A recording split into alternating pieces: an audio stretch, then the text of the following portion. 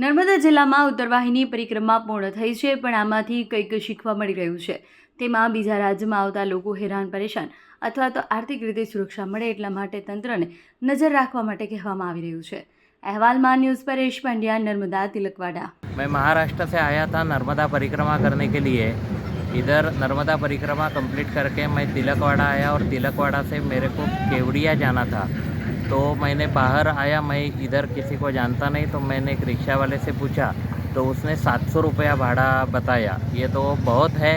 ये जो बाहर के लोग नर्मदा परिक्रमा के लिए आते हैं उनकी ये सरासर लूट है, ऐसा मुझे लगता है। जो गवर्नमेंट को इस पे कंट्रोल करना चाहिए, ये ऐसा मेरा कहना है। धन्यवाद। अभी आप कहाँ पे हो? अभी मैं केवड़िया जा रहा हूँ। केवड़िया जा रहे हो? आप रिक्शा वालों से पूछा तो आपको इतना बताया, बराबर? बराबर है। तो ये जो हमारी जो उत्तर वाहिनी परिक्रमा है उसमें अलग अलग राज्य से लाखों की संख्या में लोग आ रहे हैं। तो तंत्र को ये भी ध्यान रखना चाहिए कि जो परिक्रमावासी आते हैं उनको ये परेशानी न हो।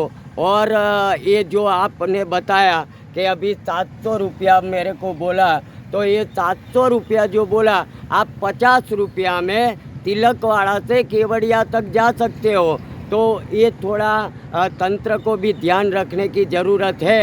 और ऐसा हमने तो देखा है कि योगी जी ने भी अयोध्या में हम प्राण प्रतिष्ठा में गए थे तो 20 रुपया का चार्ज, 30 रुपया का चार्ज रखा था। हमारे पास से तो 20 रुपया रिक्शा वाले ने लिया था। तो ऐसा यहाँ भी होना चाहिए। आपको कैसा लगता है? ठीक है, मैं आपकी बात से सहमत हूँ। नर्मदे। नर्मदे।